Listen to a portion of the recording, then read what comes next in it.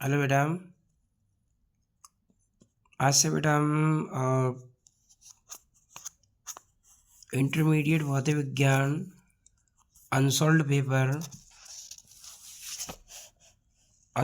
Paper HM 2026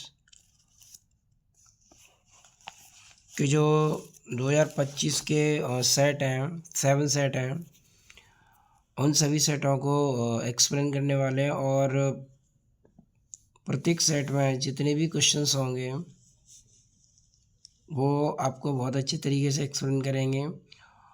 और यहाँ पर जो 2025 में 7 सेट दिए हुए हैं, अगर उन सेटों के क्वेश्चन ढंग से कर लिए जाएं तो लगभग 25 से 30% क्वेश्चंस इसी प्रकार के इसी तरीके से या इसी तरीके पे बेस्ड होते हैं। तो अनसॉल्व्ड को सॉल्व करने से एक हमें तरीका पता चल जाता है कि बोर्ड एग्जाम में हमें किस तरीके का पेपर मिलने वाला है और उसमें किस तरीके के क्वेश्चंस होंगे। तो यहाँ बेटा हम इस सेट की शुरुआत करते हैं, सेट 7 से, और प्रत्येक सेट के क्वेश्चंस एक्सप्लेन करेंगे। तो बेटा शुरुआत करते हैं यहाँ पर। और देखो बेटा, यहाँ पर खंड आ है, वो हमारे एक एक नंबर के क्वेश्चंस हैं, जिसमें बेटा हमारा पहला क्वेश्चन है, यदि ध्रुवण कोण θ1 तथा क्रांतिक कोण θ2 हो तब बोल रहा है कि इनमें से कौन सा ऑप्शन सही होगा। tan θ1 बराबर sin θ2, या tan θ1 बराबर cos θ2, या cot θ1 बराबर sin θ2, या cot θ1 बराबर cos θ2। ये कह रहा है कौन सा ऑप्शन सही होगा, ये ध्रुवण कोण θ1 और क्रांतिक कोण θ2 हो। तो यहाँ पर बेटा हमने ध्रुवण कोण वो क्या दे रखा है, ध्रुवण कोण दे रखा है θ1, और क्रांतिक कोण क्या दे रखा है बेटा, θ2। अब उसने सिद्ध करवाया है। तो देखो बेटा n बराबर होता है ध्रुवण कोण के लिए tan IP ब्रूस्टर के नियम में, और IP उसने कितना दिया है, θ1। तो n बराबर हो जाएगा tan θ1। क्या हो जाएगा बेटा, tan θ1। और क्रांतिक कोण का फॉर्मूला होता है n बराबर 1/sin c। c कितना दिया है बेटा उसने, θ2। तो sin c की जगह पर रख देंगे θ2। अब यहाँ पर n बराबर tan θ1 है, n बराबर 1/sin θ2 है, तो n और n बराबर है, कंपेयर कर देंगे इनकी।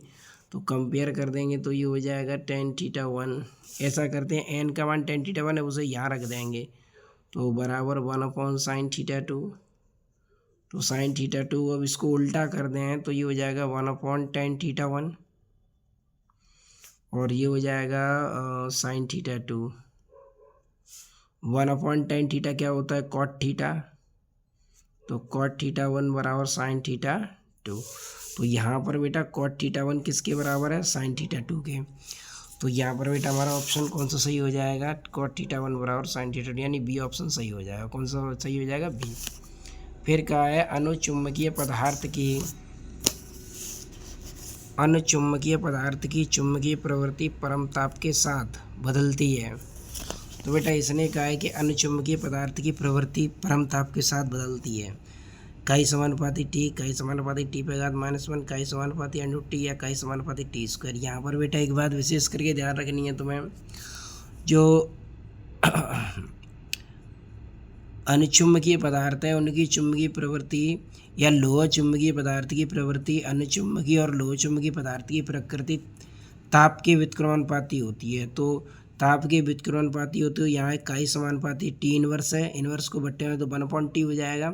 तो यहाँ पर हमारा ऑप्शन बी सही हो जाएगा। और यहाँ पर एक बात ध्यान रखनी है, अनुचुम्बकीय पदार्थ हो या लोह चुम्बकीय पदार्थ हो, दोनों की चुम्बकीय प्रवृत्ति ताप के व्युत्क्रमानुपाती होती है, लेकिन प्रतिचुम्बकीय पदार्थ जो होता है उसकी चुम्बकीय प्रवृत्ति पर ताप पर निर्भर नहीं करती है। ठीक है बेटा। अगला ऑप्शन है, किसी आवेश वाहक की गतिशीलता म्यू का अनुगमन वेग bd तथा वैद्युत क्षेत्र से सही संबंध क्या है। तो बेटा अनुगमन वेग का सूत्र होता है, अनुगमन वेग का सूत्र, वो गतिशीलता का सूत्र होता है म्यू बराबर VD/E। क्या होता है, म्यू बराबर VD/E, जहाँ VD अनुगमन वेग होता है, E वैद्युत क्षेत्र होता है। तो ऐसा किस ऑप्शन में दे रखा है इसने, म्यू बराबर वी डी अपॉन ई, ये पहला ऑप्शन सही हो जाएगा। कौन सा हो जाएगा? पहला ऑप्शन सही हो जाएगा। फिर कहा है इसने 1 गीगाहर्ट्ज की आवृत्ति विद्युत चुम्बकीय स्पेक्ट्रम के किस क्षेत्र के संगत आती है? तो बेटा गीगाहर्ट्ज में आवृत्ति जो होती है वो रेडियो तरंगों की होती है। किसकी होती है? रेडियो तरंगों की होती है। किसकी होती है? रेडियो तरंगों की होती है। इसमें अनसोल्ड में इसका जवाब परावैगनी किरणें दे रहा है, लेकिन ये परावैगनी किरणें नहीं होगी। गीगाहर्ट्ज यानी 10⁻9 में 9 की रेंज में रेडियो तरंगें आती हैं। किसमें आती हैं? रेडियो तरंगें।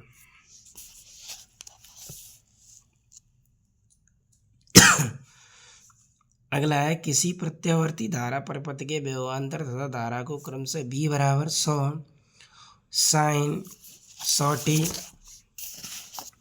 V का समीकरण दे रखा है बेटा।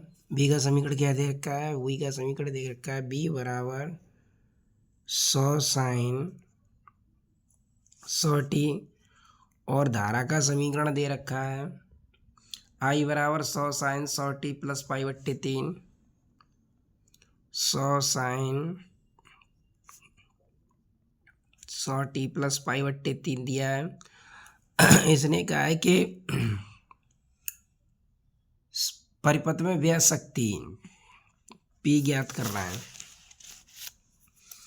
तो शक्ति को ज्ञात करने के लिए पहले हमें V0 I0 चाहिए। तो यहाँ पर ये विभवांतर का समीकरण है, तो इसकी तुलना V बराबर V0 साइन ओमेगा टी से करानी है। और ये धारा का समीकरण है, धारा के समीकरण की तुलना I बराबर I0 sine omega t plus phi से करानी है। ठीक है, तो तुलना कराएंगे तो यहाँ V है, यहाँ V है, V0 है, ये V0 कितना है? 100।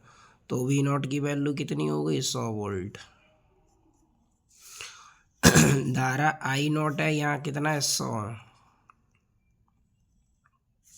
100 मिली एम्पियर। क्योंकि आंसर ये समीकरण ये मिली एम्पियर में दिया है। किस में दिया है उसने? मिली एम्पियर में दिया हो। मिली को कन्वर्ट कर देंगे तो 100 गुणा 10⁻³ एम्पियर। ठीक है, फाई कितना है? π/3। तो फाई का मान हो गया π/3। अब उसने कहा है शक्ति 6 बताइए। तो शक्ति 6 का सूत्र होता है बेटा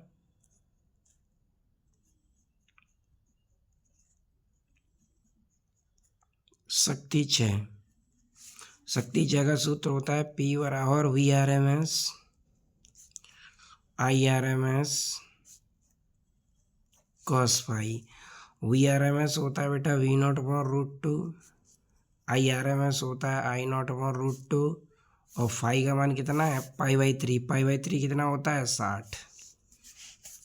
तो ये हो जाएगा cos 60। कितना हो गया बेटा? cos 60। V0 का मान 100 है, 100 रख देंगे।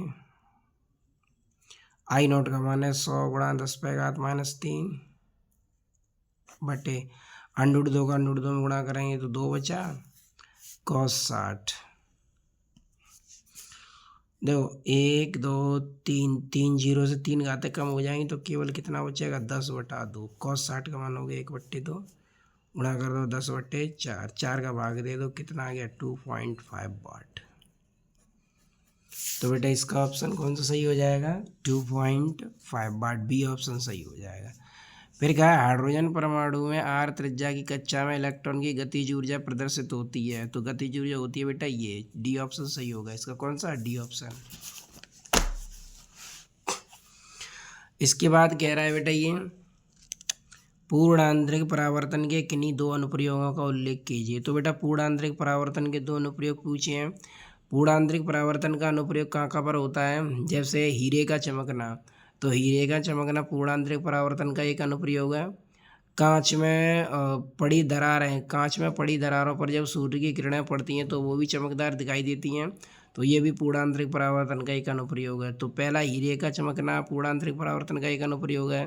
कांच में पड़ी दरारें, और एक सबसे बड़ा अनुप्रयोग है प्रकाशिक तंतु। प्रकाशिक तंतु भी इसी पे आधारित होता है जो पूर्ण आंतरिक परावर्तन की घटना है। ठीक है, तो ये अनुप्रयोग हो गए, लेकिन उसने तो 2 ही पूछे हैं तो 2 ही लिख सकते हैं। ठीक है, फिर क्या है, अर्धचालकों में डोपिंग का क्या अर्थ है। डोपिंग का मतलब होता है जैसे शुद्ध अर्धचालक होता है, शुद्ध अर्धचालक में त्रिसंयोजी या पंच संयोजी अपद्रव्य मिलाए जाते हैं।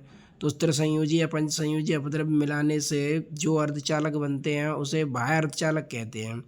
लेकिन यहाँ का क्या क्या कह रहा है ये, अर्धचालकों में डोपिंग का क्या अर्थ है। तो अर्धचालकों में डोपिंग का अर्थ है कि शुद्ध अर्धचालकों में डोपिंग करने से उनकी चालकता क्या हो जाती है, बढ़ जाती है।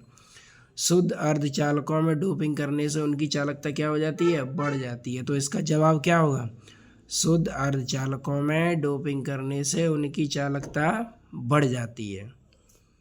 फिर क्या है, प्रकाश वैद्युत प्रभाव में निरोधी विभव का क्या अर्थ है। तो प्रकाश वैद्युत प्रभाव में निरोधी विभव क्या होता है, प्रकाश वैद्युत प्रभाव में निरोधी विभव का क्या अर्थ है। तो इसकी परिभाषा है, एनोड प्लेट को दिया गया वह न्यूनतम विभव, एनोड प्लेट को दिया गया वह न्यूनतम विभव, ऋण विभव जिस पर प्रकाशीय धारा शून्य हो जाती है उसे निरोधी विभव कहते हैं। एक बार फिर सुनो, एनोड प्लेट को दिया गया वह न्यूनतम ऋण विभव जिस पर प्रकाशीय धारा शून्य हो जाती है उसे निरोधी विभव कहते हैं। क्या कहते हैं बेटा, निरोधी विभव। बात समझ में आ गई। तो सबसे पहले फिर पूर्णांतरिक परावर्तन के दो अनुप्रयोग क्या थे। पूर्णांतरिक परावर्तन के दो अनुप्रयोग थे, कांच में पड़ी दरारों का चमकदार दिखाई देना, दूसरा था हीरे में हीरे का चमकदार दिखाई देना। ठीक है, तो ये दो अनुप्रयोग हो गए। अर्धचालकों में डोपिंग का क्या अर्थ है, अर्धचालकों में डोपिंग का अर्थ है कि अर्धचालकों में डोपिंग करने से उनकी चालकता बढ़ जाती है। प्रकाश वैद्युत प्रभाव में निरोधी विभव का क्या अर्थ है। निरोधी विभव होता है कि एनोड प्लेट को दिया गया वह न्यूनतम ऋण विभव जिस पर प्रकाशीय धारा क्या हो जाती है, शून्य हो जाती है, उसे क्या कहते हैं, निरोधी विभव कहते हैं। इसके बाद बेटा इसमें है कि वैद्युत क्षेत्र ई वेक्टर बराबर 4j कैप। ये बेटा क्वेश्चन दिया है, वैद्युत क्षेत्र दिया है ई वेक्टर बराबर 4i cap plus 3j cap. E vector बराबर दे रखा है 4i cap plus 3j cap and A vector दिया है 2j कैप। इसने कहा है कि वैद्युत फ्लक्स क्या होगा, 5 पूछ रखा है। क्या पूछ रखा है, 5। तो 5 होता है बेटा E vector dot A vector, मान रख दें इसका, तो 4i cap plus 3j cap dot ये हो जाएगा 2j कैप। अब मल्टीप्लाई कर दें इसका, 4 दूने 8, आई कैप डॉट जे कैप, 3 दूने 6, जे कैप डॉट जे कैप। ठीक है बेटा। अब आई कैप डॉट जे कैप 0 होता है और ये 1 होता है, तो आंसर कितना आ गया बेटा, 6 न्यूटन मीटर स्क्वायर बट्टे कूलाम। तो फ्लक्स कितना आ गया, 6 न्यूटन मीटर स्क्वायर बट्टे कूलाम। अगला क्वेश्चन क्या कहा है इसने, गैल्वेनोमापी को वोल्ट मापी में कैसे रूपांतरित करते हैं। यानी धारा मापी को वोल्ट मीटर में कैसे रूपांतरित करते हैं। धारा मापी को वोल्ट मीटर में रूपांतरित करने के लिए उसके श्रेणी क्रम में पतला और अधिक प्रतिरोध का तार जोड़ देते हैं। गैल्वेनोमापी को वोल्ट मापी में रूपांतरित करने के लिए गैल्वेनोमापी के श्रेणी क्रम में पतला और अधिक प्रतिरोध का तार जोड़कर गैल्वेनोमापी को वोल्ट मापी में रूपांतरित किया जाता है। ठीक बेटा। इसके बाद कहा है इसने वाटहीन धारा से क्या तात्पर्य है। तो वाटहीन धारा क्या होती है, वाटहीन धारा से क्या तात्पर्य है। तो जब परिपथ में एल प्रेरकत्व और सी धारिता लगी हो, सी धारिता वाला परिपथ हो, यानी परिपथ एल प्रेरकत्व या सी धारिता वाला परिपथ हो, तो उसमें धारा प्रवाहित करने पर शक्ति 6 शून्य होता है। शक्ति 6 क्या होता है, शक्ति 6 शून्य होता है। तो परिपथ में प्रवाहित धारा वाटहीन धारा कहलाती है। एक बार फिर सुनो, परिपथ है वो एल प्रेरकत्व या सी धारिता वाला है, परिपथ है एल प्रेरकत्व या सी धारिता वाला है, और उसमें धारा प्रवाहित करने से परिपथ में शक्ति 6 क्या हो जाता है, शून्य हो जाता है। तो परिपथ में जब शक्ति 6 शून्य हो जाता है तो उस धारा को वाटहीन धारा कहते हैं। क्या कहते हैं बेटा, वाटहीन धारा कहते हैं। क्या कहते हैं बेटा, वाटहीन धारा कहते हैं।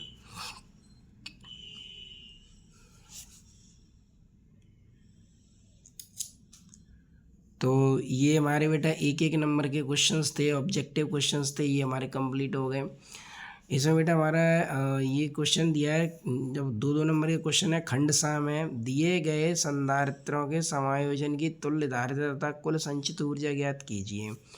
तो इसने क्या कहा बेटा कि कुल धारिता और कुल संचित ऊर्जा ज्ञात करनी है। तो हमें कुल धारिता और क्या निकालनी है, कुल संचित ऊर्जा। तो जैसा कि बेटा चित्र ये बना के दे रखा था इसने,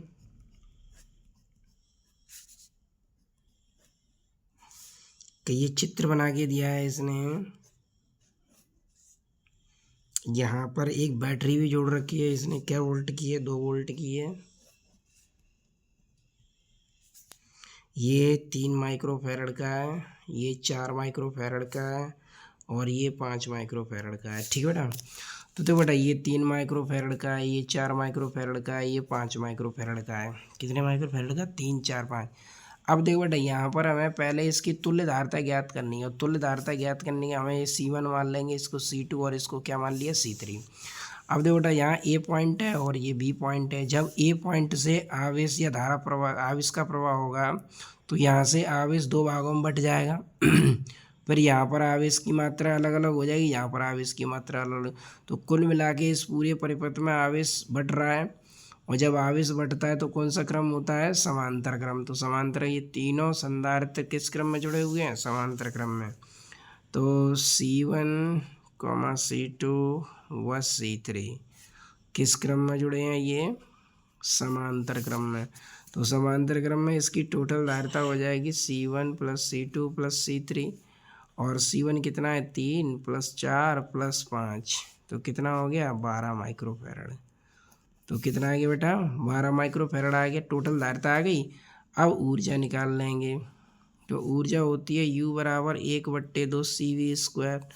तो बेटा 1/2 C कितना है, 12, और V कितना है बैटरी का, 2 वोल्ट है, तो 2 का वर्ग। तो 2 से 12 काट देंगे, क्या बार कटेगा, 6 बार। 2 का वर्ग कितना हो गया, 4, 6 चौक 24, कितना हो गया, 12 माइक्रो जूल। कितना हो गया बेटा, 24 माइक्रो जूल।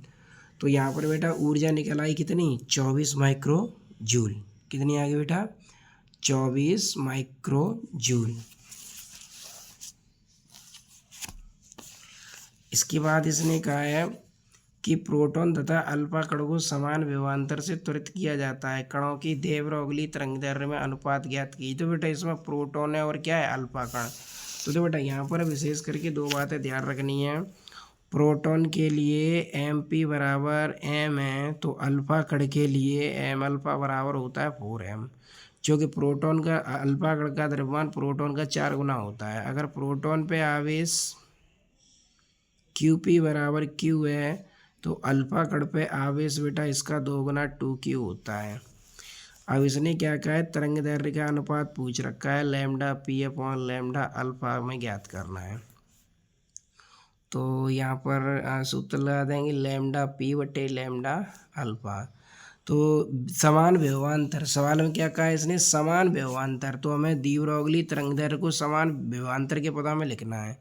तो h/√2mq_v, जहाँ v विभवांतर है, और ये h/√2mq_v। तो पहले हमें प्रोटॉन के लिए लिखना है, तो PP लगा देंगे यहाँ पे, और यहाँ पर अल्फा लगा देंगे। ठीक है बेटा, H से H कट जाएगा, पहली चौथी करेंगे तो ये स्टेप ऊपर जाएगा, तो ये हो जाएगा √2mα/2mP/Qp। वी से वी कट गया, 2 से 2 कट गया, तो ये आ गया बेटा λp/λα बराबर √μα/Q∞MP/Qp। ठीक है बेटा। अब m∞ कितना है, m∞ 4m है, तो m∞ हो गया 4m। Q∞ कितना है, Q∞ 2Q है, तो Q∞ हो गया 2Q बटे MP m है, और ये कितना है, Q से Q कट गया, M से M कट गया, 4 2 का वर्ग होता है, तो 2 बाहर आ जाएंगे और 2 अंडर रूट में रह जाएंगे। तो ये हो जाएगा यहाँ पर लैम्डा पी बटे लैम्डा अल्फा बराबर 2√2/1। तो कितना आ गया अनुपात? लैम्डा पी बटे लैम्डा अल्फा बराबर 2√2/1। कितना आ गया? 2√2/1। कितना आ गया बेटा? 2√2/1। तो ये इसका आंसर हो गया। लैम्डा पी बटे लैम्डा अल्फा बराबर 2√2/1। ये आंसर हो गया। ठीक बेटा। इसके बाद है बेटा क्वेश्चन नंबर इसमें है गा। और क्वेश्चन नंबर गा में क्या कह रखा है इसने कि ए टर्मिनल है, ये यहाँ पर एक ये लगा हुआ है,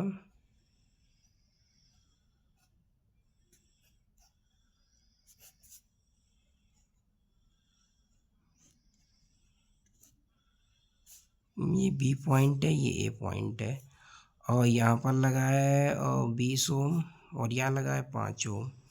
ठीक है, ये पी एन संधि डायोड है। क्या है बेटा? ये पी एन संधि डायोड है। इसने कहा है कि ए और बी के बीच में तुल्य प्रतिरोध ज्ञात कीजिए, B A less than B B हो।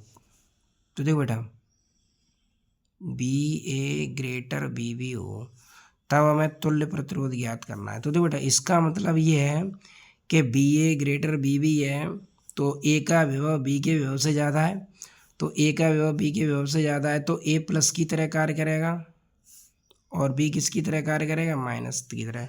तो प्लस पी से जुड़ गया है, एन माइनस से जुड़ गया है, तो पी प्लस से जुड़ा होता है, एन माइनस से जुड़ा होता है, तो अग्र अभिनत होती है और अग्र अभिनत में प्रतिरोध को गणना में लेना है।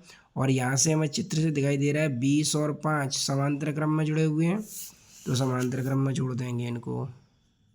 1/r बराबर 1/20 + 1/5। एलसीएम कितना आ गया? 20। 20 एकम 20, 5 का भाग देंगे 4 बार, तो कितना आ गया? 5/20 1/r। काट देंगे इसको 4 बार, तो r का मान कितना आ गया? 4 ओम। ठीक है। सेकंड कंडीशन में उसने क्या कहा है? सेकंड कंडीशन में क्या कहा है? B A less than B B. तो B A less than B B, तो B A less than B B का मतलब क्या है? B A less than B B, B A less than B B का मतलब क्या है? इसका विभव अधिक है, इसका विभव कम है। तो अब ये इसका विभव अधिक है, इसका विभव कम है, तो अब ये प्लस की तरह कार्य करेगा और ये किसकी तरह कार्य करेगा? माइनस की तरह। तो जब ये प्लस की तरह कार्य करेगा, ये माइनस की तरह, तो अब प्लस किससे जुड़ गया? एन से। पी किससे जुड़ गया? माइनस से। तो पी माइनस से जुड़ा हो, एन प्लस से जुड़ा हो, तो पश्चावृत होती है और पश्चावृत में प्रतिरोध गणना में नहीं लिया जाता। तो केवल प्रतिरोध कितना होगा? 5 ओम। केवल प्रतिरोध कितना होगा बेटा? 5 ओम। तो हमारा ये क्वेश्चन यहाँ पर इतना कंप्लीट हो गया। ठीक बेटा। अगला क्वेश्चन है, बोहर के परमाणु मॉडल के आधार पर यदि किसी इलेक्ट्रॉन की एनवी कक्षा की परिधि एस हो तथा संगत कक्षा के लिए डी ब्रोगली तरंगदैर्घ्य लैम्डा हो, तब सिद्ध कीजिए एस बराबर एन लैम्डा। ठीक, तो हमें सिद्ध करना है एस बराबर एन लैम्डा। तो हम मान लेंगे, माना इलेक्ट्रॉन की एनवी कक्षा, माना इलेक्ट्रॉन की एनवी कक्षा की त्रिज्या कितनी है? स्मॉल आर है, तो इसकी परिधि हो जाएगी 2πr। परिधि कितनी हो जाएगी? 2πr। इसे मान लेंगे समीकरण नंबर फर्स्ट। अब लिखेंगे बोहर की परिकल्पना से, बोहर की परिकल्पना से, बोहर की परिकल्पना से, और बोहर की परिकल्पना क्या थी? MBr बराबर NH/2π। हमें यहाँ से एम आर का मान निकालना है, तो आर बराबर क्या हो जाएगा? NH/2π into MB। ठीक है, आर का मान समीकरण 1 में रख देंगे, तो आर का मान समीकरण 1 में, तो आर का मान समीकरण 1 में रखेंगे तो एस बराबर क्या हो जाएगा? 2π। आर की जगह पर, यहाँ आर की जगह पर ये वाला मान रख देंगे, तो NH/2πMB। 2π से 2π कट गया, तो S बराबर क्या बचा? NH/MB। और दे ब्रोगली तरंगदैर्घ्य क्या होती है?